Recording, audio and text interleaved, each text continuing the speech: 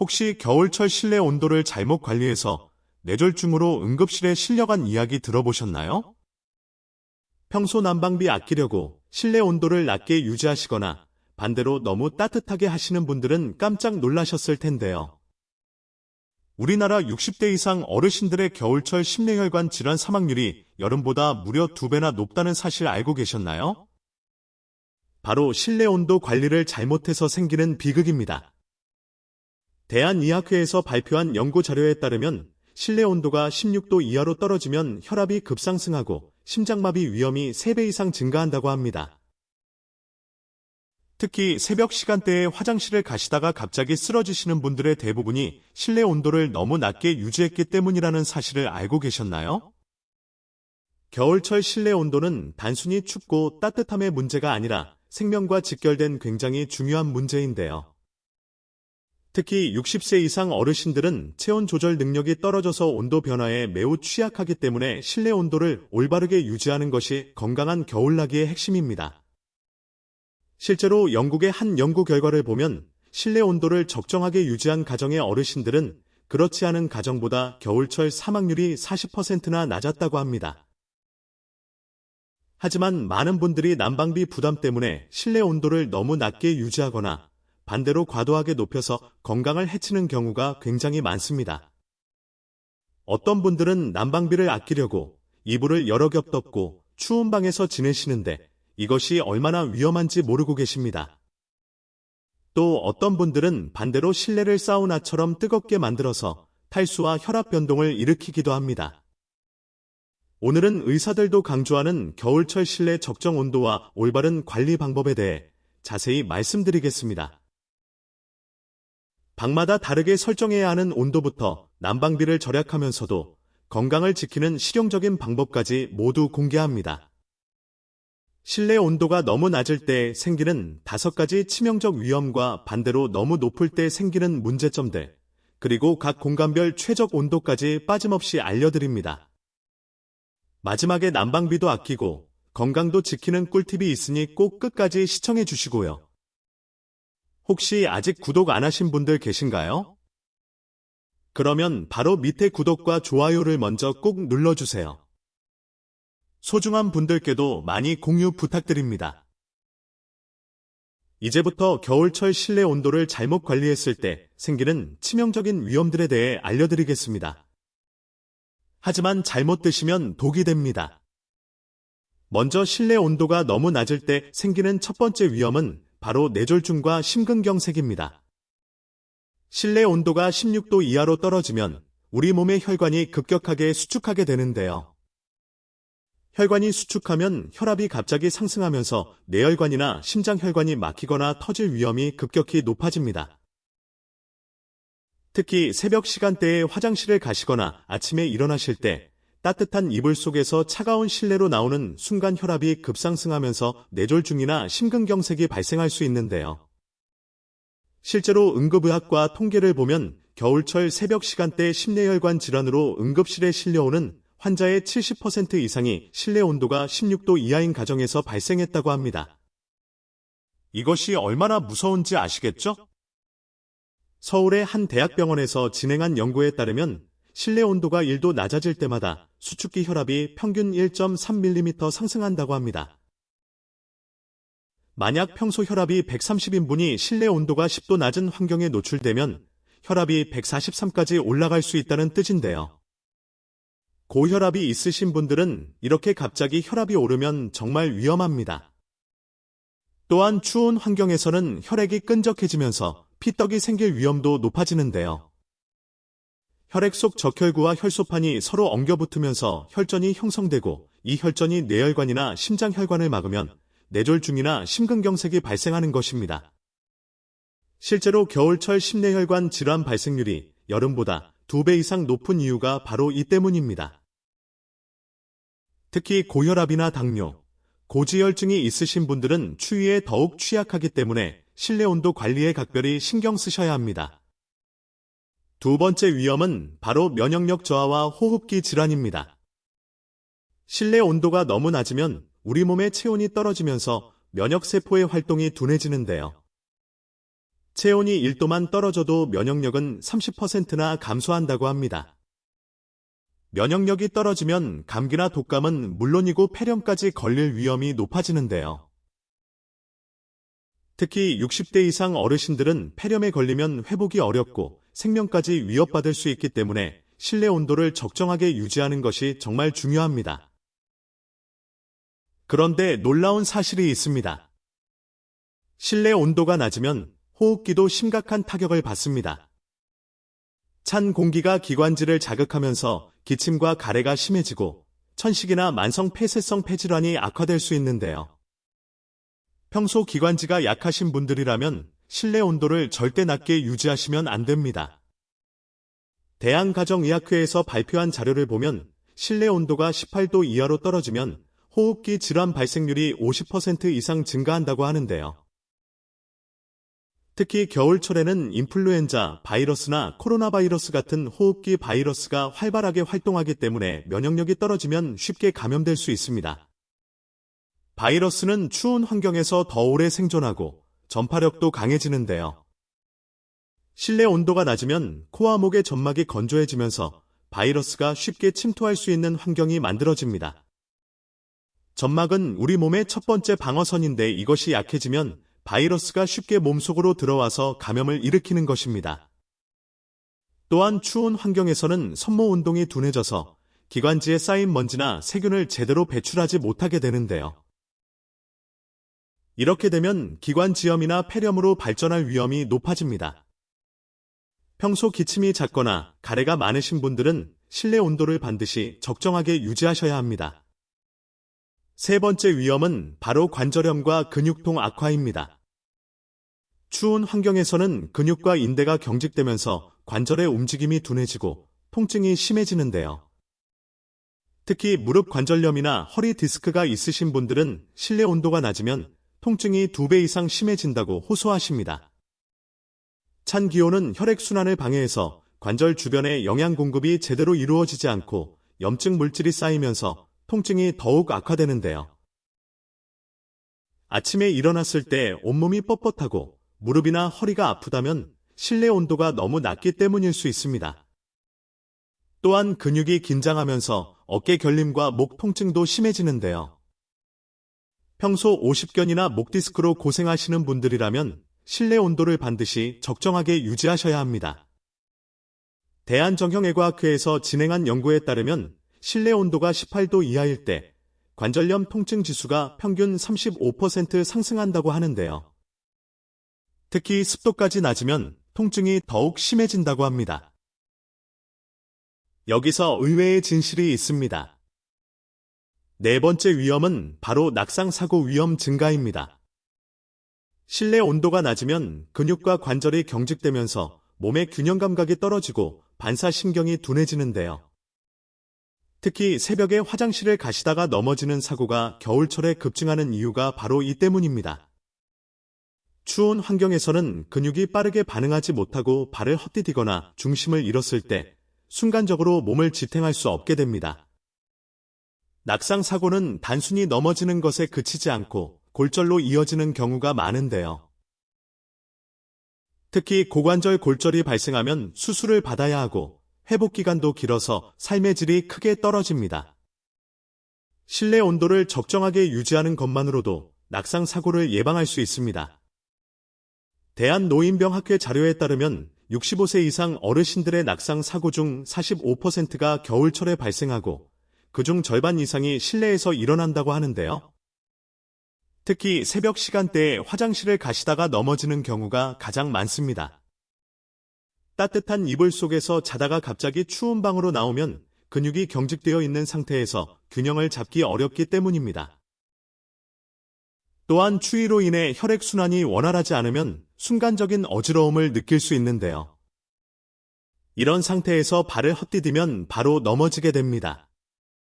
낙상 사고로 인한 골절은 회복이 어렵고 합병증도 많이 발생하는데요. 특히 고관절 골절은 수술 후에도 보행이 어려워져서 와상 생활을 하게 될 수 있습니다. 실내 온도를 적정하게 유지하면 근육이 부드럽게 움직이고 반사신경도 빠르게 작동해서 낙상 사고를 예방할 수 있습니다. 다섯 번째 위험은 바로 우울증과 인지 기능 저하입니다. 추운 환경에서 오랜 시간 지내면 뇌의 세로토닌 분비가 감소하면서 우울감이 심해지고 의욕이 떨어지는데요. 겨울철 우울증이라고 불리는 계절성 정서 장애가 바로 이것입니다. 실내 온도가 낮으면 활동량이 줄어들고 집 안에만 있게 되면서 우울증이 더욱 악화될 수 있습니다. 또한 뇌로 가는 혈액순환이 원활하지 않으면 인지 기능이 떨어지면서 기억력이 감퇴하고 판단력이 흐려질 수 있는데요. 평소보다 깜빡깜빡하는 일이 많아지거나 말이 잘 나오지 않는다면 실내 온도가 너무 낮은 것은 아닌지 확인해 보셔야 합니다. 의사들도 모르는 비밀이 있지요. 그렇다면 반대로 실내 온도가 너무 높으면 어떤 문제가 생길까요?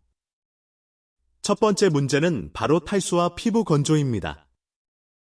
실내 온도가 24도 이상으로 올라가면 몸에서 수분이 빠르게 증발하면서 탈수 증상이 나타날 수 있는데요. 나이가 들수록 갈증을 잘 느끼지 못하기 때문에 본인도 모르게 탈수 상태가 되는 경우가 많습니다. 탈수가 되면 혈액이 끈적해지면서 혈전이 생길 위험이 높아지고 뇌졸중과 심근경색 위험도 증가하는데요. 또한 실내가 너무 건조해지면 피부가 푸석해지고 가려움증이 심해지며 입술이 트고 코점막이 말라서 코피가 날 수도 있습니다. 과도한 난방은 건강에 독이 될 수 있습니다. 서울대병원에서 진행한 연구에 따르면 실내 온도가 25도 이상이고 습도가 30% 이하인 환경에서는 피부 수분 증발량이 평상시보다 3배 이상 증가한다고 하는데요. 이렇게 되면 피부가 건조해지면서 각질이 일어나고 가려움증이 심해집니다. 특히 아토피 피부염이나 건선이 있으신 분들은 증상이 더욱 악화될 수 있습니다. 또한 탈수 상태가 되면 소변량이 줄어들고 신장에 부담이 가는데요. 만성 신부전이 있으신 분들은 탈수가 되면 신장 기능이 급격히 나빠질 수 있으니 주의하셔야 합니다. 실내 온도를 적정하게 유지하고 충분한 수분을 섭취하는 것이 중요합니다. 두 번째 문제는 바로 수면의 질 저하입니다. 실내 온도가 너무 높으면 숙면을 취하기 어렵고 자주 깨게 되는데요. 우리 몸은 잠들 때 체온이 자연스럽게 내려가면서 깊은 잠에 빠지게 되는데 실내 온도가 높으면 체온이 제대로 내려가지 않아서 얕은 잠만 자게 됩니다. 수면의 질이 떨어지면 피로가 쌓이고 면역력이 약해지며 낮 동안 졸음이 쏟아져서 일상생활에 지장을 주는데요. 특히 고혈압이나 당뇨가 있으신 분들은 수면 부족이 혈압과 혈당 조절을 어렵게 만들기 때문에 침실 온도를 적정하게 유지하는 것이 정말 중요합니다. 밤에 자주 깨거나 아침에 일어났을 때 개운하지 않다면 침실 온도를 확인해 보셔야 합니다. 대한수면의학회에서 발표한 자료를 보면 최적의 수면 온도는 16도에서 18도 사이라고 하는데요. 이 온도에서 우리 몸은 가장 편안하게 체온을 낮출 수 있고 깊은 수면 단계로 들어갈 수 있습니다. 세 번째 문제는 바로 실내외 온도 차이로 인한 혈압 급변입니다. 실내 온도를 25도 이상으로 높게 유지하고 외출했을 때 영하의 추운 날씨에 노출되면 혈압이 급격하게 변하면서 위험할 수 있는데요. 따뜻한 실내에서 갑자기 추운 실외로 나가면 혈관이 급격히 수축하면서 혈압이 순식간에 상승합니다. 이런 급격한 혈압 변화가 뇌졸중이나 심근경색을 유발할 수 있는데요. 실내외 온도 차이가 10도 이상 나지 않도록 관리하는 것이 안전합니다. 실내를 너무 따뜻하게 하면 오히려 건강에 해로울 수 있다는 사실을 꼭 기억하셔야 합니다. 대한순환기학회에서 권장하는 안전한 실내외 온도 차이는 최대 8도까지인데요. 만약 바깥 기온이 영하 10도라면 실내 온도는 18도 정도로 유지하는 것이 가장 안전합니다. 실내를 25도로 맞춰두면 온도 차이가 35도나 나기 때문에 외출할 때 혈관에 엄청난 충격이 가해지는 것입니다. 이런 급격한 온도 변화는 특히 심장이 약하신 분들이나 뇌혈관 질환이 있으신 분들에게 매우 위험한데요. 외출하실 때는 현관에서 1분에서 2분 정도 몸을 적응시킨 후 나가시고 옷을 충분히 따뜻하게 입으셔서 체온이 급격히 떨어지지 않도록 주의하셔야 합니다. 네 번째 문제는 바로 호흡기 점막 손상입니다. 실내가 너무 덥고 건조하면 코와 목의 점막이 말라서 바이러스와 세균이 쉽게 침투할 수 있는데요. 점막은 외부 병원균으로부터 우리 몸을 지키는 첫 번째 방어선인데 이것이 건조해지면 감기나 독감에 쉽게 걸리게 됩니다. 특히 겨울철에는 실내 습도가 30% 이하로 떨어지는 경우가 많은데 이렇게 건조한 환경에서는 바이러스가 더 오래 생존하고 전파력도 강해집니다. 난방을 할 때는 반드시 가습기를 함께 사용하거나 젖은 수건을 널어서 적정 습도를 유지하는 것이 중요합니다. 대한이비인후과학회에서 권장하는 적정 실내 습도는 40%에서 60% 사이인데요. 이 범위에서 점막이 촉촉하게 유지되고 바이러스도 빠르게 비활성화됩니다. 다섯 번째 문제는 바로 에너지 낭비와 경제적 부담입니다. 실내 온도를 1도만 낮춰도 난방비를 7%나 절약할 수 있다는 사실 알고 계셨나요? 과도한 난방은 건강에도 해롭고 경제적으로도 큰 부담이 되는데요. 여기서 중요한 점이 있습니다. 이제부터 방마다 다르게 설정해야 하는 적정 실내 온도에 대해 자세히 알려드리겠습니다. 먼저 거실의 적정 온도는 18도에서 20도입니다. 거실은 가족들이 가장 오랜 시간 머무는 공간이기 때문에 너무 덥지도 춥지도 않은 쾌적한 온도를 유지하는 것이 중요한데요. 18도에서 20도는 가벼운 옷을 입었을 때 적당히 따뜻하게 느껴지는 온도입니다. 두꺼운 옷을 여러 겹 입어야 할 정도로 춥다면 온도를 조금 올리시고 반팔 티셔츠만 입어도 될 정도로 덥다면 온도를 낮추셔야 합니다.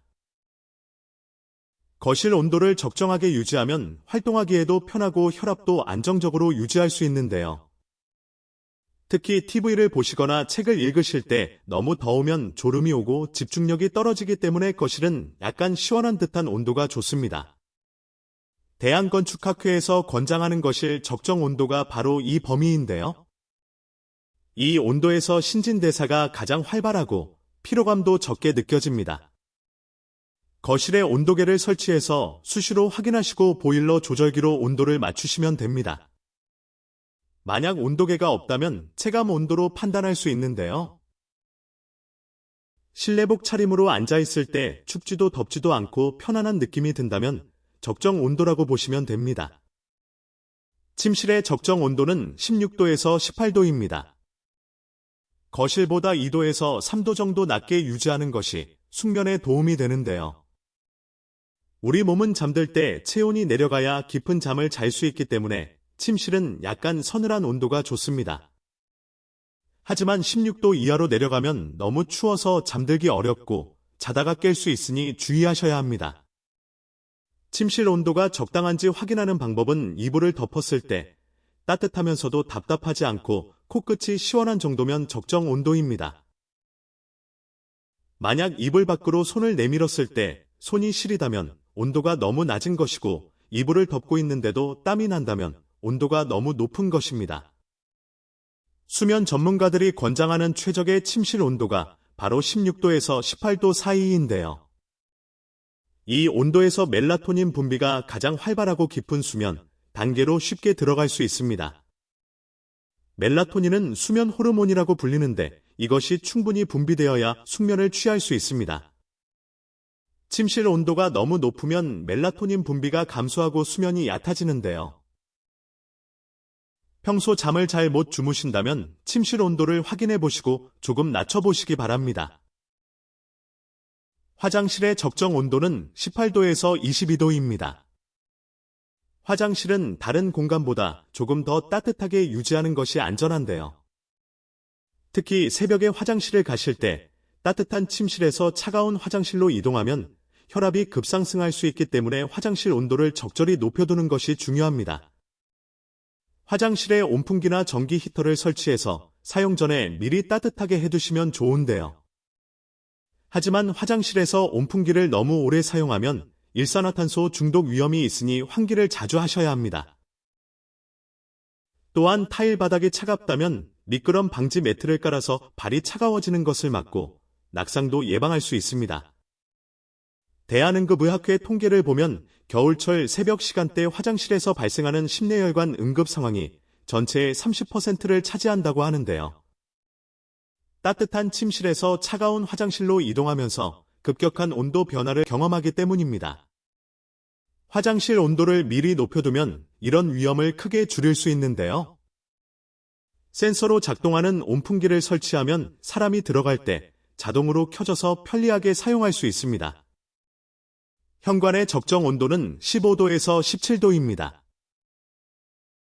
현관은 외부와 연결된 공간이기 때문에 실내보다는 낮지만 외부보다는 높은 중간 온도를 유지하는 것이 좋은데요. 외출할 때 따뜻한 거실에서 바로 추운 밖으로 나가면 혈압이 급변할 수 있기 때문에 현관에서 몸을 적응시키는 시간을 가지는 것이 안전합니다. 외출하실 때는 현관에서 1분에서 2분 정도 머물면서 옷을 챙겨 입고 몸을 추위에 적응시킨 후 밖으로 나가시는 것이 좋습니다. 또한 귀가했을 때도 현관에서 외투를 벗고 잠시 머물다가 거실로 들어가시면 급격한 온도 변화를 줄일 수 있습니다. 현관을 적정 온도로 유지하면 외출과 귀가 시 몸에 가해지는 온도 충격을 완화할 수 있는데요. 특히 고혈압이나 심장 질환이 있으신 분들은 이런 작은 배려가 생명을 지킬 수 있습니다. 현관에 온풍기를 설치하거나 현관문에 문풍지를 발라서 찬 공기가 들어오는 것을 막으면 온도 유지에 도움이 됩니다. 욕실의 적정 온도는 24도에서 26도입니다. 목욕이나 샤워를 할 때는 다른 공간보다 훨씬 따뜻하게 유지해야 하는데요. 옷을 벗고 물에 젖은 상태에서는 체온이 빠르게 떨어질 수 있기 때문에 욕실을 충분히 따뜻하게 해두는 것이 중요합니다. 절대 함께 드시면 안 되는 온도 관리 실수가 있습니다. 첫 번째 실수는 바로 전기장판이나 전기요를 과도하게 사용하는 것입니다. 많은 분들이 난방비를 아끼려고 실내 온도는 낮추고 전기장판을 켜고 주무시는데요. 전기장판을 너무 뜨겁게 하거나 밤새 켜두고 주무시면 저온 화상을 입을 수 있고 탈수 증상이 생길 수 있습니다. 특히 당뇨가 있으신 분들은 감각이 둔해서 화상을 입어도 모르는 경우가 많으니 각별히 주의하셔야 하는데요. 전기장판은 잠들기 30분 전에 미리 켜서 이불을 따뜻하게 해두시고 잠들 때는 끄시거나 가장 낮은 단계로 설정하시는 것이 안전합니다. 대한화상학회에서 발표한 자료를 보면 겨울철 저온 화상 환자의 60% 이상이 전기장판이나 전기요 사용 중 발생한다고 하는데요. 저온 화상은 40도에서 50도 정도의 낮은 온도에 장시간 노출되어 생기는 화상인데 일반 화상보다 깊게 손상되어 회복이 어렵습니다. 특히 다리나 발에 화상을 입으면 걷기가 어려워지고 감염 위험도 높아지는데요. 전기장판을 사용하실 때는 반드시 타이머를 설정하시고 이불이나 요를 깔아서 직접 피부가 닿지 않도록 하셔야 합니다. 두 번째 실수는 바로 창문을 전혀 열지 않는 것입니다. 추운 겨울에는 환기를 하면 실내 온도가 떨어질까봐 창문을 꽁꽁 닫아두는 경우가 많은데요. 환기를 하지 않으면 실내 공기가 오염되고 이산화탄소 농도가 높아지면서 두통과 어지러움이 생길 수 있습니다. 또한 난방기구를 사용하면 일산화탄소가 발생할 수 있는데 환기를 하지 않으면 중독될 위험이 있습니다. 하루에 3번 정도 창문을 열어서 10분씩 환기를 하시되 맞바람이 치도록 양쪽 창문을 모두 여시는 것이 효과적인데요. 환기할 때는 온도가 내려가지만 금방 다시 올라가니 너무 걱정하지 않으셔도 됩니다. 대한환경공학회에서 권장하는 겨울철 환기 방법은 아침 일어나서 1번, 점심 식사 후 1번, 저녁 식사 후 1번 이렇게 하루 3번 10분씩 환기하는 것인데요. 환기를 할 때는 창문을 활짝 열어서 실내 공기가 완전히 교체되도록 해야 합니다. 조금만 열어두면 환기 효과가 없고 실내 온도만 떨어지니 주의하셔야 합니다. 세 번째 실수는 바로 온도계 없이 감으로만 온도를 조절하는 것입니다. 나이가 들수록 체감 온도와 실제 온도의 차이가 커지는데요. 춥다고 느껴도 실제로는 적정 온도일 수 있고 반대로 따뜻하다고 느껴도 온도가 너무 낮을 수 있습니다. 정확한 실내 온도를 알기 위해서는 각 방마다 온도계를 설치해서 수시로 확인하는 것이 중요한데요. 반대로 함께하면 보약이 됩니다. 첫 번째는 바로 보일러 타이머를 활용하는 것입니다. 보일러 타이머를 설정해서 아침에 일어나기 1시간 전과 귀가하기 30분 전에 자동으로 난방이 되도록 하면 에너지도 절약하고 쾌적한 실내 환경도 유지할 수 있는데요. 특히 낮 시간에 외출하시는 경우가 많다면 외출 시간에는 난방을 끄고 귀가 시간에 맞춰 다시 켜지도록 설정하시면 난방비를 크게 아낄 수 있습니다. 요즘 보일러는 대부분 타이머 기능이 있으니 사용 설명서를 참고하셔서 꼭 설정해 보시기 바랍니다. 한국에너지공단에서 실시한 실험 결과를 보면 보일러 타이머를 활용하면 난방비를 평균 25% 절약할 수 있다고 하는데요. 외출 시간 동안 보일러를 끄고 귀가 30분 전에 다시 켜면 실내 온도가 적정 수준으로 회복되면서도 에너지 낭비를 막을 수 있습니다. 특히 낮에 집을 비우는 시간이 긴 가정에서는 타이머 활용이 필수인데요. 아침 8시에 외출해서 저녁 6시에 귀가한다면 낮 시간 10시간 동안 난방을 꺼두면 상당한 에너지를 절약할 수 있습니다. 타이머 설정 방법은 보일러 종류마다 조금씩 다르지만 대부분 간단하게 설정할 수 있으니 꼭 활용해 보시기 바랍니다. 두 번째는 바로 단열을 강화하는 것입니다. 창문에 뽁뽁이나 단열 필름을 붙이고 문틈에 문풍지를 바르면 찬 공기가 들어오는 것을 막아서 실내 온도를 유지하는 데 큰 도움이 되는데요. 특히 오래된 주택이나 아파트는 단열이 잘 안 되는 경우가 많으니 간단한 단열 작업만으로도 실내 온도를 2도에서 3도 정도 높일 수 있습니다. 또한 두꺼운 커튼을 설치해서 밤에는 커튼을 쳐두시면 창문을 통한 열 손실을 막을 수 있고 낮에는 햇빛이 잘 드는 창문은 커튼을 걷어서 자연 채광으로 실내를 따뜻하게 할 수 있습니다. 대한건축학회에서 실시한 연구에 따르면 단열 강화만으로도 난방 에너지를 30% 이상 절감할 수 있다고 하는데요. 특히 창문은 열 손실의 주범인데 이중창이 아닌 단창인 경우 뽁뽁이나 단열 필름을 붙이면 열 손실을 절반으로 줄일 수 있습니다. 뽁뽁이는 마트에서 저렴하게 구입할 수 있고 부착도 간단해서 누구나 쉽게 할 수 있는데요. 창문 크기에 맞게 잘라서 물을 약간 뿌린 후 붙이면 됩니다. 문풍지도 마찬가지로 문틈을 따라 붙이면 찬바람이 들어오는 것을 막을 수 있습니다. 세 번째는 바로 습도를 적정하게 유지하는 것입니다. 겨울철 실내 적정 습도는 40%에서 60%인데요.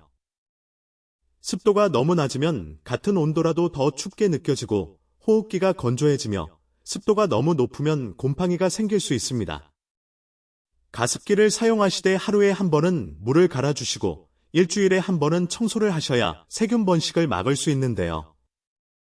가습기가 없다면 젖은 수건을 널거나 물을 담은 그릇을 난방기 근처에 두셔도 습도를 높일 수 있습니다. 또한 빨래를 실내에서 말리는 것도 자연 가습 효과가 있으니 활용해 보시기 바랍니다.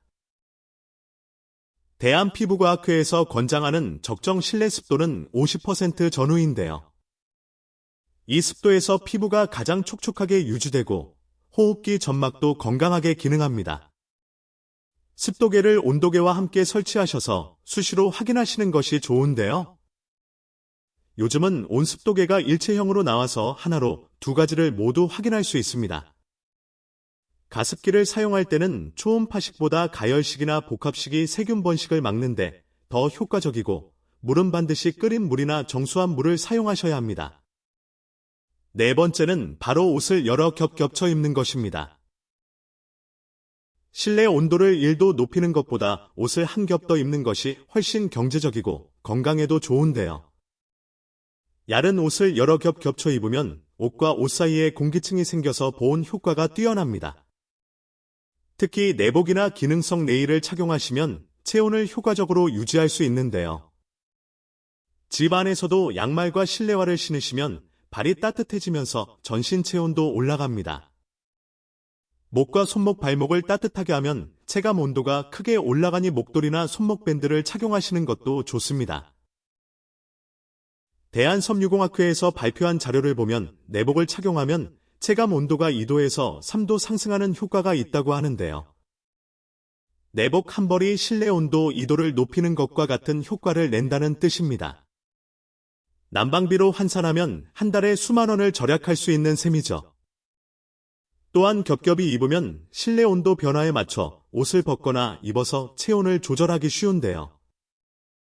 온도가 올라가면 겉옷을 벗고 내려가면 다시 입으면 되니 편리합니다.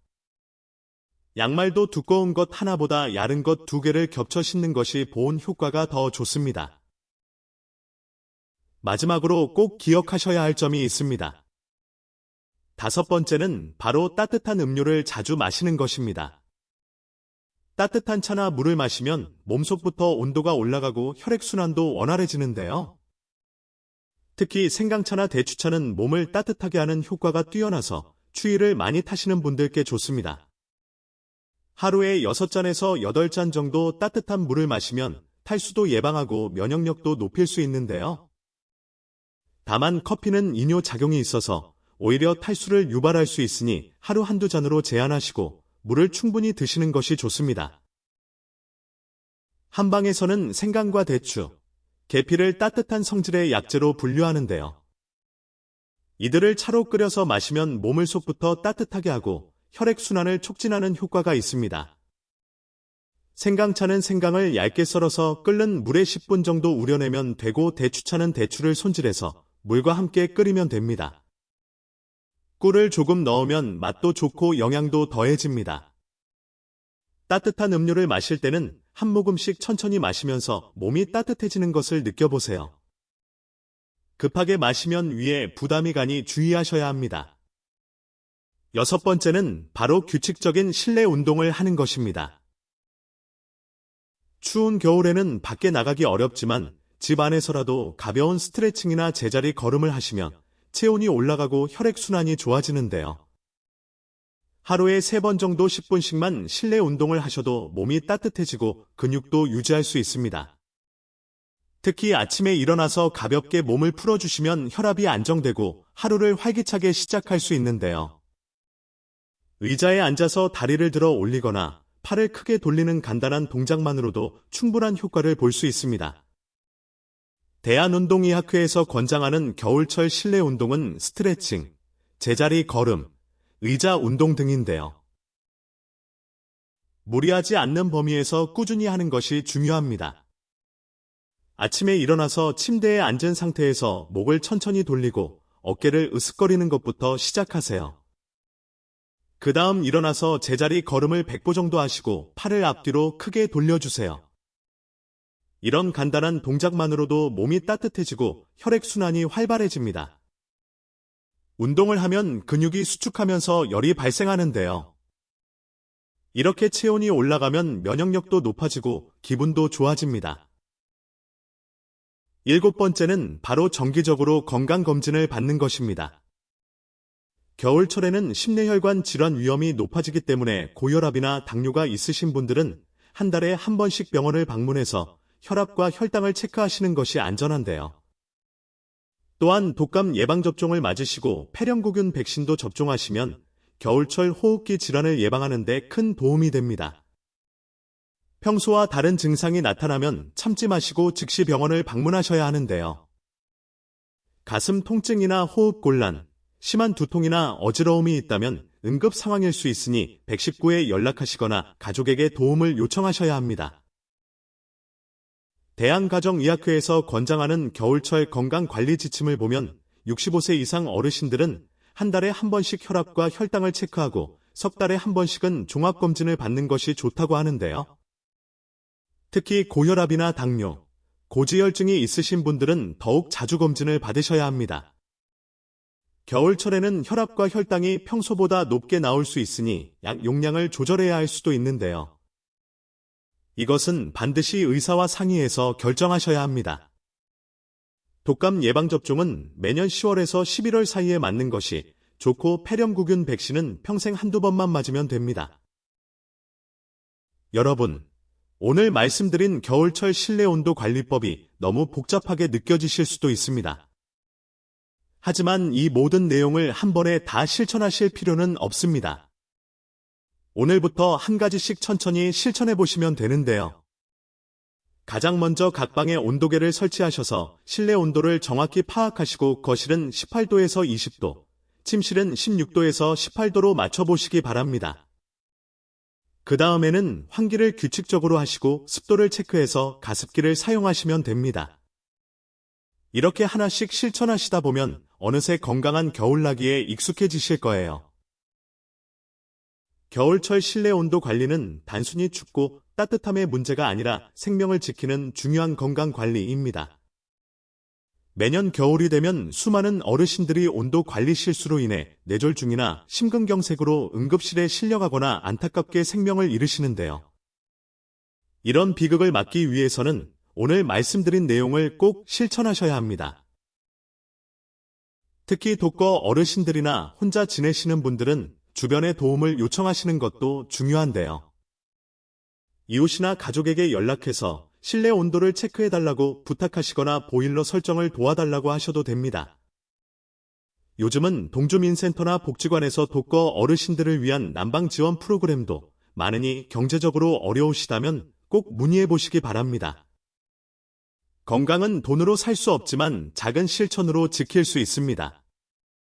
오늘 알려드린 내용을 꼭 실천하셔서 따뜻하고 건강한 겨울 보내시기 바랍니다. 주변의 어르신들께도 이 영상을 공유해 주셔서 함께 건강한 겨울나기를 하시면 좋겠습니다. 특히 난방비 부담 때문에 추운 집에서 지내시는 분들이 계시다면 이 영상을 꼭 보여드리세요. 적정 온도를 유지하는 것이 얼마나 중요한지 알려드리시고 가능하다면 난방비를 지원해 드리거나 단열 개선을 도와드리시면 좋겠습니다. 작은 관심과 배려가 소중한 생명을 지킬 수 있습니다. 또한 정부나 지자체에서 제공하는 난방비 지원 프로그램, 에너지 바우처, 단열 개선 지원 사업 등을 적극 활용하시기 바랍니다. 동주민센터에 문의하시면 자세히 안내해 드리는데요. 경제적으로 어려우시다고 해서 건강을 포기하시면 안 됩니다. 도움을 요청하는 것은 부끄러운 일이 아니라 현명한 선택입니다. 건강을 잃으면 더 큰 비용이 들고 삶의 질도 떨어지니 지금 당장 작은 도움을 받아서라도 적정 온도를 유지하시는 것이 중요합니다. 오늘 말씀드린 내용을 다시 한번 정리해 드리겠습니다. 거실은 18도에서 20도, 침실은 16도에서 18도, 화장실은 18도에서 22도, 현관은 15도에서 17도, 욕실은 24도에서 26도로 유지하시면 됩니다. 각 방마다 온도계를 설치해서 수시로 확인하시고 보일러 타이머를 활용해서 에너지를 절약하세요. 창문에 뽁뽁이를 붙이고 문틈에 문풍지를 발라서 단열을 강화하시고 가습기를 사용해서 습도를 40%에서 60%로 유지하세요. 옷을 겹겹이 입고 따뜻한 음료를 자주 마시며 실내 운동을 규칙적으로 하시면 몸이 따뜻해지고 건강도 지킬 수 있습니다. 전기장판은 잠들 때 끄시고 하루 3번 10분씩 환기를 하시며 정기적으로 건강검진을 받으세요. 이 모든 것들이 어렵게 느껴지실 수도 있지만 하나씩 차근차근 실천하시다 보면 습관이 되고 자연스럽게 건강한 겨울을 보내실 수 있을 겁니다. 오늘 말씀드린 내용 꼭 실천해 보세요. 겨울철 실내 적정 온도를 지키는 것만으로도 뇌졸중과 심근경색을 예방하고 면역력을 높이며 건강하게 겨울을 날 수 있습니다. 난방비 아끼느라 건강 잃지 마시고 과한 난방으로 오히려 건강 해치지 마시고 오늘 알려드린 대로 각 방마다 적정 온도를 유지하시기 바랍니다. 거실 18도에서 20도, 침실 16도에서 18도, 화장실 18도에서 22도 꼭 기억하시고 온도계로 자주 확인하세요. 환기와 습도 관리도 잊지 마시고 따뜻한 옷을 겹쳐 입고 따뜻한 음료를 자주 드시면서 건강한 겨울 보내시기 바랍니다. 작은 실천이 큰 건강을 만듭니다. 오늘 당장 시작하세요. 온도계를 사서 설치하시고 보일러 타이머를 설정하시고 뽁뽁이를 창문에 붙이세요. 그리고 매일 아침 따뜻한 차 한 잔으로 하루를 시작하시고 저녁에는 가벼운 스트레칭으로 몸을 풀어주세요. 이런 작은 실천들이 모여서 여러분의 건강을 지켜줄 것입니다. 겨울은 춥고 힘든 계절이지만 올바른 온도 관리로 건강하게 이겨낼 수 있습니다. 여러분의 건강한 겨울나기를 진심으로 응원합니다. 오늘도 시청해 주셔서 정말 감사합니다. 구독과 좋아요 그리고 알림 설정까지 꼭 부탁드리고요. 다음 영상에서도 여러분의 건강을 지키는 유익한 정보로 찾아뵙겠습니다. 주변의 소중한 분들께도 이 영상을 많이 공유해 주시고 함께 건강한 겨울 보내세요. 감사합니다.